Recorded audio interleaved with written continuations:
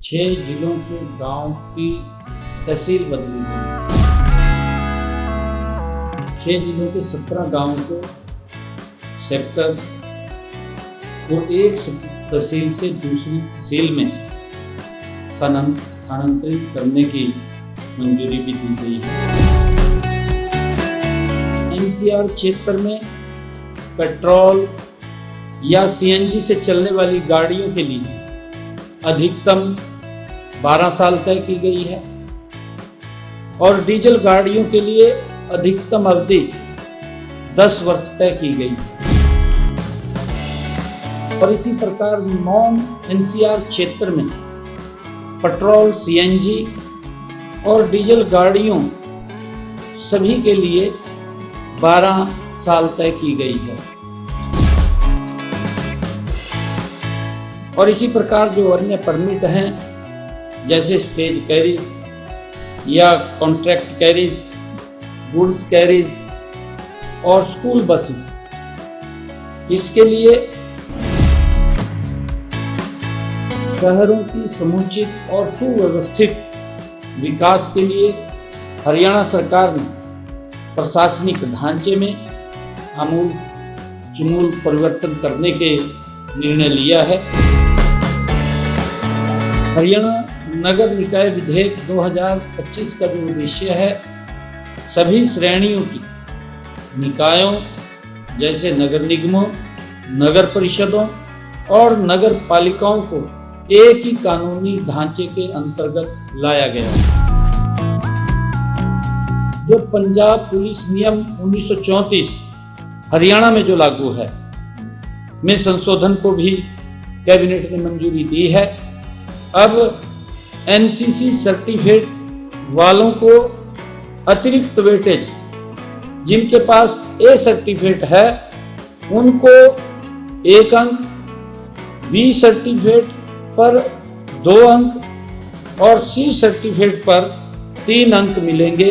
ये वेटेज दी गई है, कैबिनेट में फैसला लिया गया है। आज की कैबिनेट में 21 एजेंडे वो रखे गए, जिसमें 19 मंजूर किए गए। कैबिनेट की बैठक में ये भी निर्णय किया गया कि विधानसभा का शीतकालीन सत्र 18 दिसंबर से शुरू करने की सहमति बनी है।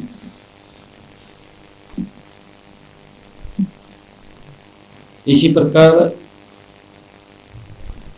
हमारे जो कैबिनेट में निर्णय लिया गया, 6 जिलों के गांव की तहसील बदली गई है, क्योंकि लोगों की बड़ी मांग आ रही थी और उस मांग के अनुसार लोग लगातार ये मांग कर रहे थे कि हमें नज़दीक ये स्थान पड़ता है। 6 जिलों के 17 गांवों को सेक्टर्स को एक तहसील से दूसरी तहसील में स्थानांतरित करने की मंजूरी भी दी गई है, क्योंकि इसका मुख्य उद्देश्य प्रशासनिक सुधार के तहत नागरिक सेवाओं में तेजी लाने और उन्हें अधिक प्रभावी बनाने के लिए कैबिनेट में निर्णय किया गया है। मैं बताना चाहूँगा कि इस बारे में लोगों और जनप्रतिनिधियों की ओर से सरकार के पास लगातार मांग आ रही थी और उनके द्वारा दिए गए प्रतिवेदनों पर विचार करने के लिए हरियाणा सरकार ने एक उच्च कमेटी का भी गठन किया हुआ है। कमेटी द्वारा अपने मानकों पर विचार करके गांव को एक तहसील से दूसरी तहसील में बदलने की अनुशंसा दी है और आज इस सिफारिश को मंत्रिमंडल ने मंजूर कर लिया है। इसमें हमारा मंदौला को सतनाली से महेंद्रगढ़ में किया गया है और बेरली कलां पालनावास को रेवाड़ी में किया गया है। गुदियाना जो रादौर में है उसको सरस्वती नगर में किया गया है रुपौली जो रुदौर में है उसको सरस्वती नगर में किया गया है। चाहड़वाला को सरस्वती नगर से व्यासपुर बिलासपुर में किया गया है, यमुनानगर। और इसी प्रकार सेक्टर 15, 15A और 16A जो बड़खल के हैं उनको फरीदाबाद में किया गया है। और सेक्टर 21A और 21B फरीदाबाद से बड़खल में किए गए हैं। इसी प्रकार रंगा कालावाड़ी को सिरसा में किया गया है और लहंगेवाड़ा कालावाड़ी वो सिरसा में किया गया है। मत्तड़ कालावाली सिरसा में किया गया है। अलीका कालावाली सिरसा में किया गया है। मलिकपुरा कालावाली डबवाली में किया गया है और किंगरा कालावाड़ी डबवाली में किया गया है। नौरंग कालावाड़ी डबवाली में किया गया है और बंदवाड़ा कालावाड़ी ये डबवाली में किया गया है। गोरीवाड़ा जो स्थान है डबवाली में किया गया है। मिठड़ी जो कालावाड़ी में पड़ता था उसको डबवाली में किया गया है। बिलोचपुर जो मातनहेल में था उसे जज्जर में किया गया है। बिंडावास जो मातनहेल में था उसे भी जज्जर में किया गया है। और शाहजहांपुर मातनहेल में था उसको भी जज्जर में किया गया है। और इसी प्रकार जो हमारी टूरिस्ट गाड़ियाँ हैं, टूरिस्ट गाड़ियों की जो चलने वाली हैं उन गाड़ियों की अवधि तय करने के लिए प्रस्ताव को भी मंजूरी दी गई है। ऑल इंडिया टूरिस्ट परमिट जो पहले 8-9 साल होती थी, अब एनसीआर क्षेत्र में पेट्रोल या सीएनजी से चलने वाली गाड़ियों के लिए अधिकतम 12 साल तय की गई है और डीजल गाड़ियों के लिए अधिकतम अवधि 10 वर्ष तय की गई है। और इसी प्रकार नॉन एनसीआर क्षेत्र में पेट्रोल, सीएनजी और डीजल गाड़ियों सभी के लिए 12 साल तय की गई है। और इसी प्रकार जो अन्य परमिट हैं जैसे स्टेज कैरीज या कॉन्ट्रैक्ट कैरीज, गुड्स कैरीज और स्कूल बसेस, इसके लिए पेट्रोल, सीएनजी, इलेक्ट्रिक या दूसरे ईंधन पर चलने वाली गाड़ियों के लिए अधिकतम अवधि 15 साल तय की गई है। क्योंकि ये पहले अमेंडमेंट आया था, ये इसको एज इट इज रखा है, इसमें चेंज नहीं किया। और इसी प्रकार डीजल गाड़ियों के लिए अधिकतम अवधि 10 वर्ष वो तय की गई है। सभी प्रकार की गाड़ियों के लिए नॉन एनसीआर एरिया में अधिकतम अवधि 15 साल तय की गई है। और इसी प्रकार हरियाणा नगर निकाय जो विधेयक 2025 है, शहरों की समुचित और सुव्यवस्थित विकास के लिए हरियाणा सरकार ने प्रशासनिक ढांचे में आमूल परिवर्तन करने के निर्णय लिया है। इसी कड़ी में मंत्रिमंडल ने नगर निगम, नगर परिषदों और नगर पालिकाओं के लिए एक अधिनियम बनाने के लिए विधेयक को मंजूरी दी है। पहले क्योंकि नगर पालिका का अलग था और निगम का अलग था, अब इसको इकट्ठा एक किया है, एक ही उसको मंजूरी दी है। जैसा कि वर्तमान में 87 नगर निकाय हैं जो 2 अलग अलग अधिनियमों के तहत संचालित हो रहे थे। इससे लोगों को भी दिक्कत, प्रशासनिक जटिलता भी आती थी और इसी को ध्यान में रखते हुए नया अधिनियम बनाने के लिए हरियाणा नगर निकाय विधेयक 2025 ये लाया गया है। हरियाणा नगर निकाय विधेयक 2025 का जो उद्देश्य है, सभी श्रेणियों की निकायों जैसे नगर निगमों, नगर परिषदों और नगर पालिकाओं को एक ही कानूनी ढांचे के अंतर्गत लाया गया है। इस विधेयक में विभिन्न प्रावधान भी जोड़े गए हैं, जैसे नगर पालिकाओं को सरकार द्वारा तय न्यूनतम और अधिकतम सीमा के बीच विभिन्न करों जैसे fees, property tax, development tax, garbage, विज्ञापन, पानी और सीवरेज शुल्क तय करने का अधिकार उनको दिया गया है। शहरी परिवहन योजना और हरित क्षेत्रों के संरक्षण और विकास के लिए शहरी वानिकी का भी प्रावधान इसमें किया गया है। और इसी प्रकार नगर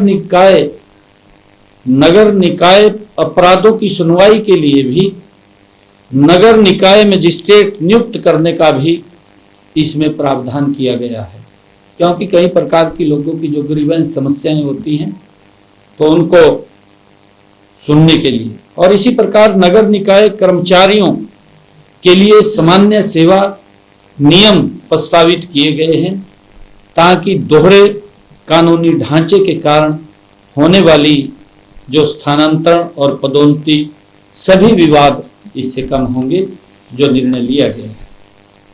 और इसी प्रकार आज कैबिनेट में HCS नियमों में भी संशोधन किया गया है। कैबिनेट की बैठक में जो HCS के नियम संशोधनों में को मंजूरी दी गई है, उसमें मुख्य रूप से HCS परीक्षा के लिए पहले 4 पेपर्स की जगह अब 6 पेपर कर दिए हैं, जिनके कुल अंक 600 होंगे। संशोधित जो ढांचे अनुसार पेपर इंग्लिश और पेपर हिंदी 100-100 अंक के होंगे, और इसके अलावा अब 4 जर्नल स्टडीज के पेपर होंगे और हर पेपर 100 अंक का होगा।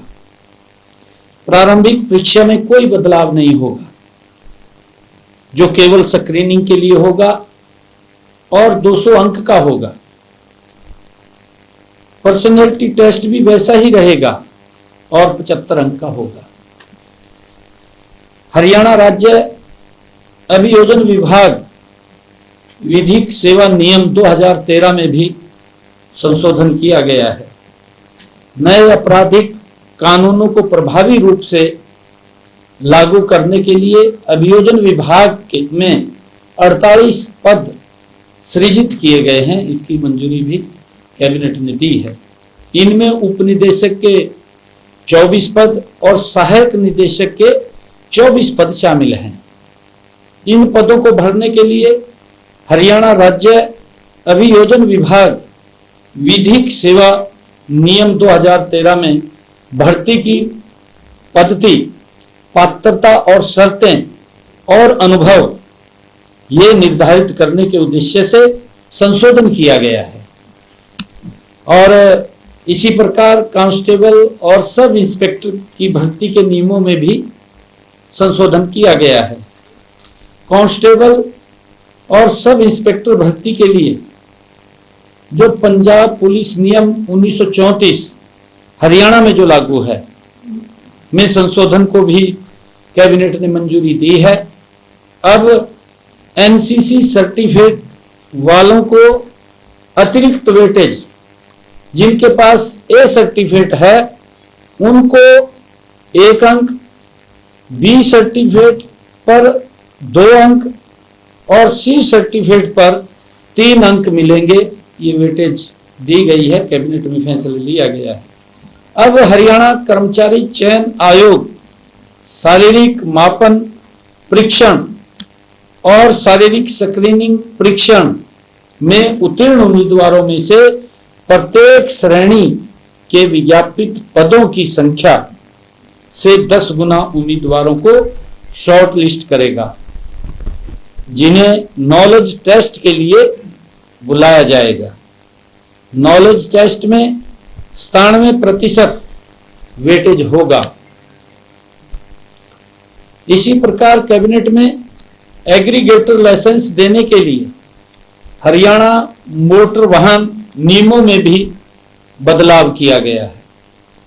कैबिनेट में एग्रीगेटर लाइसेंस देने के लिए हरियाणा मोटर वाहन नियमों में बदलाव करने के प्रस्ताव को जो मंजूरी दी गई है, उसमें सड़क परिवहन और राजमार्ग मंत्रालय भारत सरकार के दिशा निर्देशों के अनुसार एग्रीगेटर जैसे ओला, उबर जो 1 जनवरी 2026 से केवल ग्रीन एनर्जी पर चलने वाले वाहनों को ही अपने बेड़े में शामिल कर सकेंगे।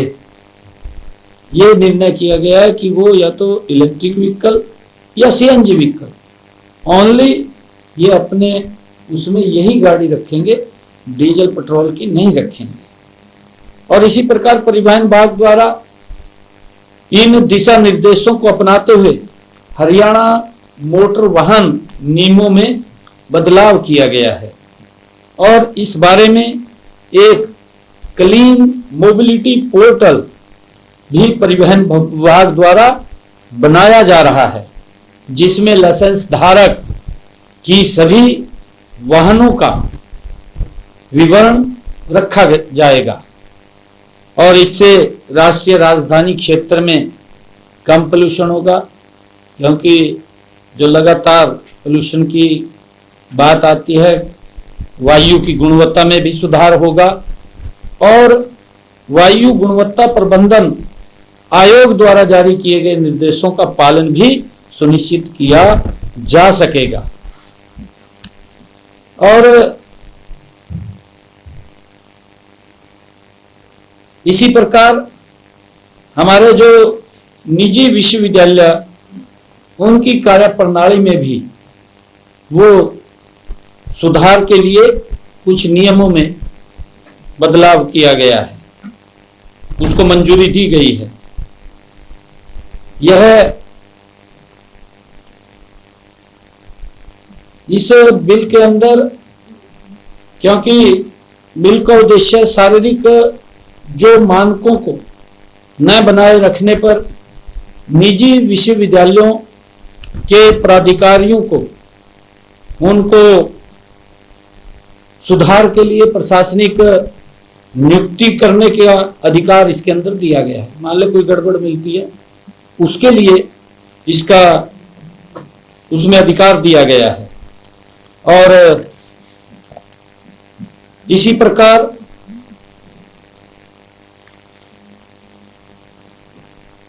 जो हमारा टीजीटी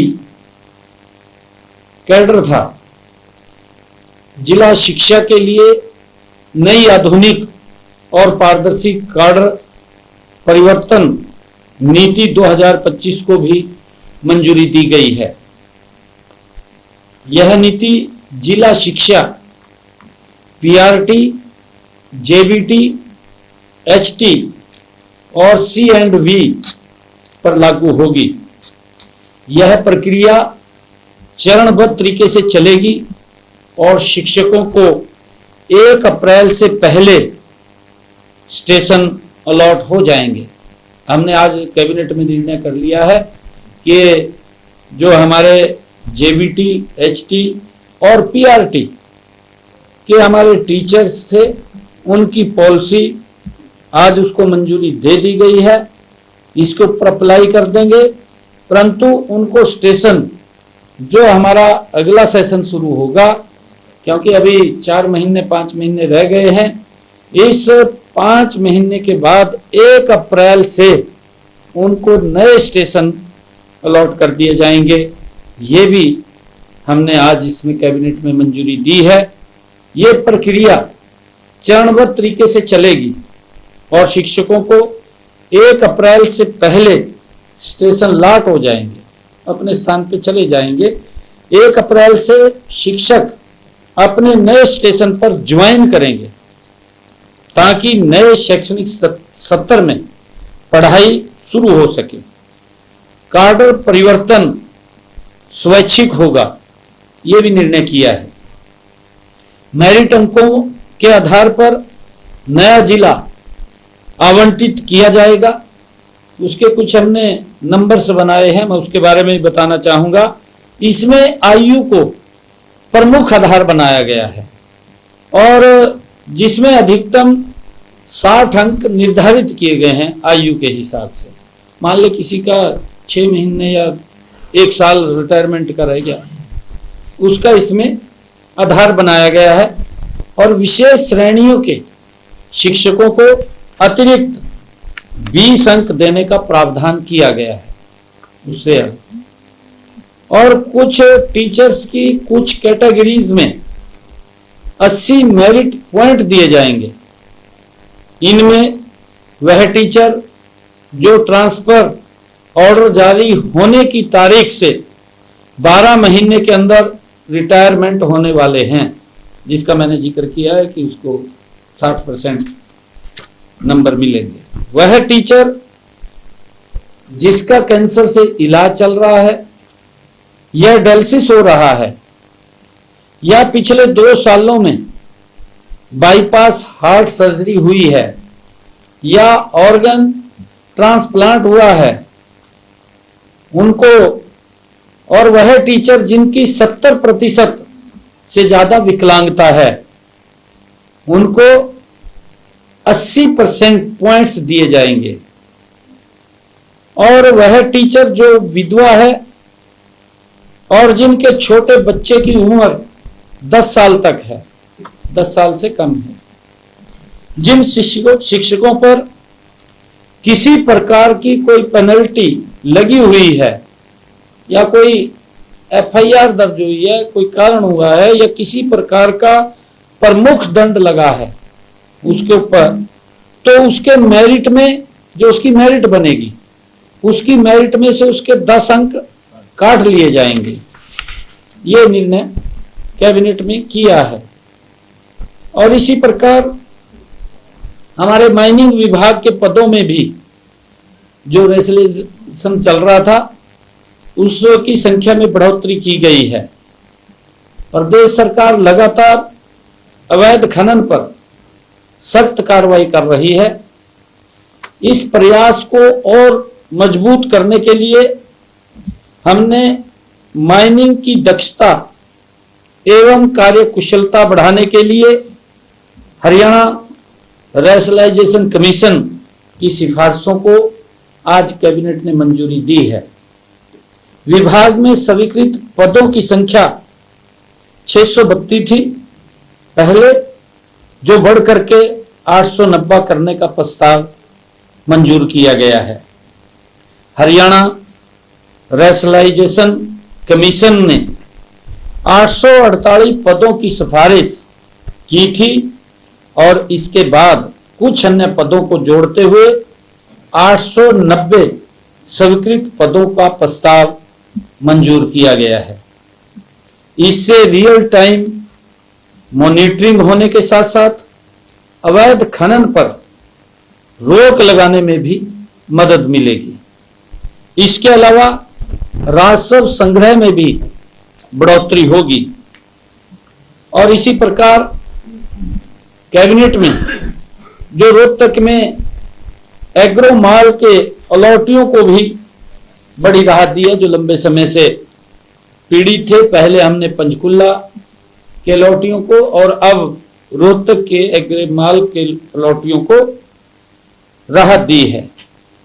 और राहत प्रदान करते हुए मंत्रिमंडल ने आज इसकी मंजूरी दी है। जो अलाटी आवंटित साइट को नहीं रखना चाहते, जिनको लॉट होगी तो उन्होंने पैसा जमा करा दिया था, उनकी जमा राशि पर 7% वार्षिक ब्याज के साथ उसको वापसी की पेशकश की जाएगी कि अगर वो पैसा वापस लेना चाहे तो 7% वार्षिक ब्याज की दर से वापस ले सकता है। जो अलाटी दुकान रखना चाहते हैं उन्हें बोर्ड की योजना विवादों का समाधान 2 जो हमने शुरू किया था के अनुसार बकाया राशि जमा करने की अनुमति दी जाएगी। अन्यथा लागू नियमों के अनुसार दुकान पुनः रिज्यूम कर ली जाएगी। अगर वो उस योजना के अंदर नहीं आ सकते तो उसको रिज्यूम कर लिया जाएगा। वर्ष 2013 में दुकानों की नीलामी की गई थी और 282 में से 78 दुकानें आवंटित की गई थी।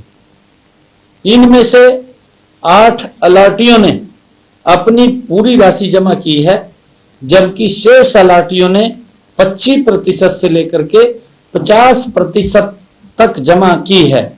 और इसके अलावा 4 अलाटियों ने दुकान को सरेंडर भी कर दिया है। तो उनको आज मंत्रिमंडल ने मंजूरी दिया, एक बड़ी राहत उनको दी है। Thank you. हाँ, एक रह गया विषय, एक विषय रह गया। कैबिनेट ने राज्य लेखा निदेशालय जो हरियाणा सर्विस रूल को भी मंजूरी दी है। मंत्रिमंडल ने राज्य लेखा निदेशालय हरियाणा के लिए ग्रुप ए, बी और सी पदों के ड्राफ्ट सर्विस रूल को मंजूरी दी है। निदेशालय में कुल 535 पद स्वीकृत हैं, जिनमें ग्रुप ए के 4 और पद ग्रुप बी के 107 पद हैं और ग्रुप सी के 395 पद हैं। ग्रुप डी के 29 पद शामिल हैं। सर्विस रूल के लागू होने के बाद अब ग्रुप ए और बी के पद हरियाणा लोक सेवा आयोग के माध्यम से, HPSC के माध्यम से, तथा ग्रुप सी के पद हरियाणा कर्मचारी चयन आयोग HSSC के द्वारा भरे जाएंगे। थैंक यू, धन्यवाद।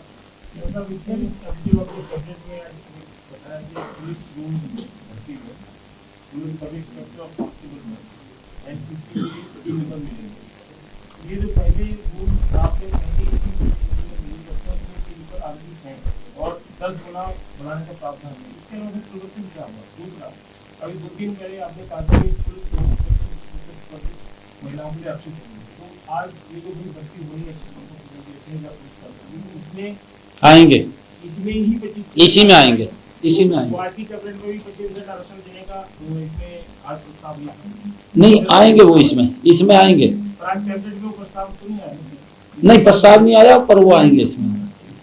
ये इसके असिस्टेंट प्रोफेसर को की भर्ती को लेकर के बड़ा विवाद विपक्ष निशाना बना रहा है कि 151 ही चयनित हुए, 600 पद थे, 151 ही HPSC के माध्यम से चयनित हुए हरियाणा के बच्चे, और उसको विपक्ष आज हुड्डा साहब का भी बयान आया है। देखिए, मैं इसके ऊपर एक बात कहना चाहता हूँ, क्योंकि सरकार बिल्कुल ट्रांसपेरेंसी पे काम कर रही है और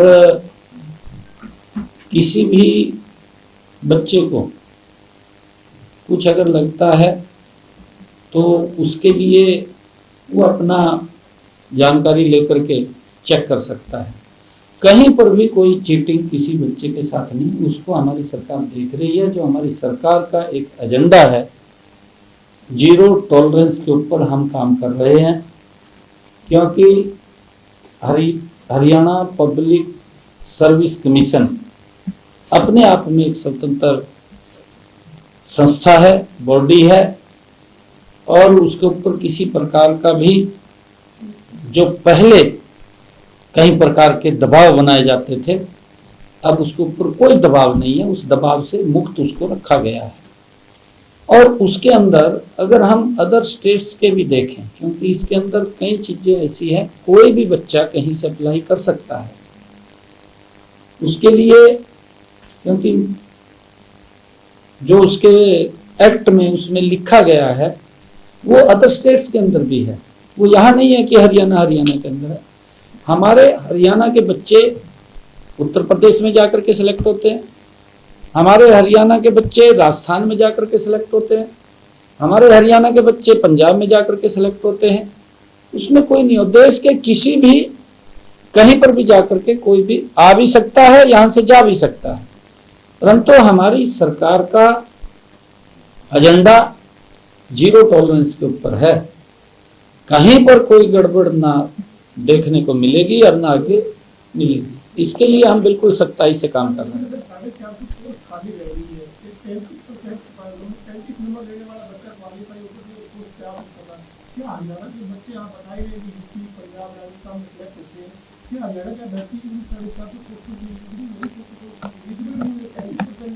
नहीं देखिए, उसके अंदर ये नहीं है हमारे बच्चे, ऐसा नहीं है हमारे बच्चे बिल्कुल एलिजिबल नहीं है, उसकी कट ऑफ लिस्ट की बात होती है।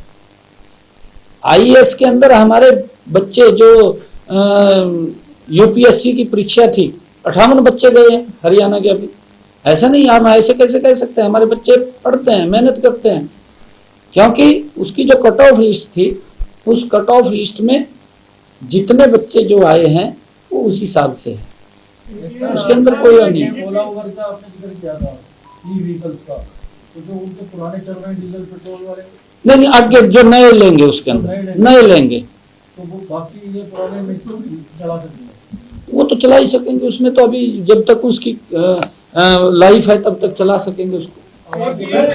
आपने कहा कि निकाय में मजिस्ट्रेट करने की पावर देंगे आगे जो नया एक्ट आएगा, तो ये मतलब ये मजिस्ट्रेट करने की पावर किस तरह के मामलों में पड़ेगी? नहीं देखिए, कई प्रकार के सरकार क्या करेगी? कहीं नहीं ऐसा नहीं होता है, कहीं समस्याएं होती हैं लोकल, उसकी संबंधित वहां के किसी की कोई समस्या है, किसी की कोई समस्या है, तो कहीं ना कहीं उनको एक इस सुधारीकरण के अंदर कि लोगों को जो सरकार की सोच है कि हर व्यक्ति को सुविधा मिले, उसको लेकर के ये प्रावधान कैबिनेट ने किए हैं, ताकि उनको कहीं चक्कर न काटने पड़े इधर उधर। अगर किसी की कोई ग्रीवेंस है तो वहां पर जा करके उसको, कोई झगड़ा हो गया किसी का, प्लॉट को लेकर के हो गया, किसी मकान को लेकर के हो गया, वहीं जा करके वो सुन लेगा उसका। मौजूदा डीजीपी का कार्यकाल जो 31 दिसंबर को खत्म हुआ है, क्या पैनल बताएंगे ना आपको।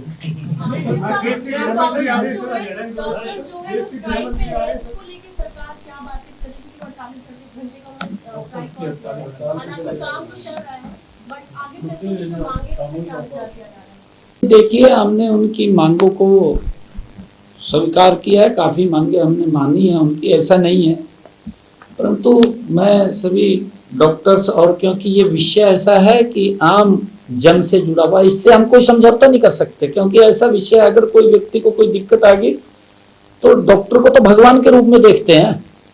इसका ये समाधान नहीं होता है कि हम हड़ताल करके, क्योंकि ये तो ऐसी सर्विस है कि इसमें मानवता बहुत ज्यादा काम करती है, और हमारे डॉक्टर इस बात को लेकर के समझ भी रहे हैं। मैं उनसे आग्रह भी करूंगा कि हमने कुछ आपकी जो विषय थे उनको मान लिया है, और भी क्योंकि बातचीत के रास्ते तो चलते रहते हैं, हमारे मंत्रीगण है, हमारे अधिकारीगण है, बात कर रहे हैं, वो बात करेंगे। और उसके लिए मैं ये चाहूँगा कि आप लोग इस मूड में ना जाएं, क्योंकि सरकार हर व्यक्ति को हेल्प कर रही है, और डॉक्टर्स का कोई भी ऐसा विषय नहीं है कि जिससे कि उनको ये लगे कि सरकार हमारी बात नहीं सुन रही। हम बिल्कुल बात सुनेंगे, ऐसा नहीं है कि बात नहीं सुनेंगे। हमने अधिकारियों को भी लगा रखा है, हमारी मंत्रीगण भी बात कर रही है, और हम भी उसके ऊपर नजर लगाए हुए हैं। ऐसा नहीं है बिल्कुल भी कि किसी के हम अधिकार को दबाएंगे, हमारा ये उद्देश्य नहीं है, परंतु हमने एक सिस्टम है ये सारा का सारा, उस सिस्टम के अंदर, क्योंकि डॉक्टरों को भी मालूम है, तो हमने उसके अंदर मिल करके इसमें आगे बढ़ना है।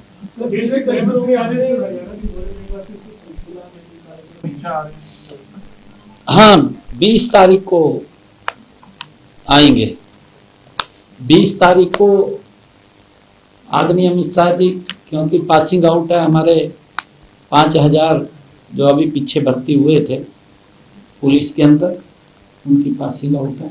कई दिनों में अपने बजट घोषणाओं को लेकर कई बैठकें की, ये एक ही कार्यक्रम रहेगा जी अमित शाह का, उसकी घोषणा पूरी हो चुकी है, कितनी रह गई है, सब क्या कुछ दिखाया है? नहीं देखिए, हमारी गति से काम चल रहा है, और तीव्र गति से, द्रुत गति से चल रहा है, बिल्कुल उसमें कोई वो नहीं है, और हम लगे हुए हैं उसके अंदर, लगातार देख रहे हैं, क्योंकि अगला बजट भी सामने आ रहा है, तो उसको लेकर के भी हम हर काम के ऊपर नजर है हमारी।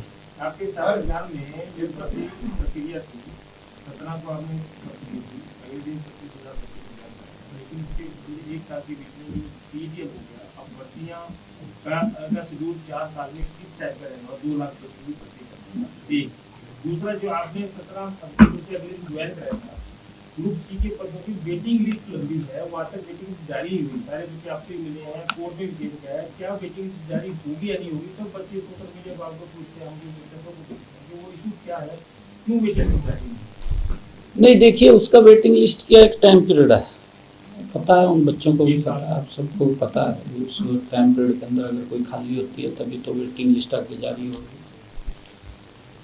और उसको लेकर के, क्योंकि बच्चे आते रहते हैं बीच में, हाँ, और अभी क्योंकि नया सीटी का पेपर हुआ है, इसका भी रिजल्ट निकला है। मैं सभी जो अभ्यर्थी इस सीटी के अंदर जो पास हुए हैं, पास आउट हुए हैं, मैं सभी को बहुत बहुत शुभकामनाएं देता हूं, बधाई देता हूं।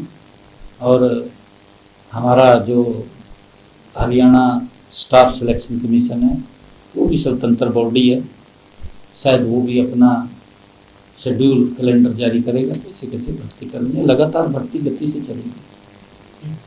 Thank you.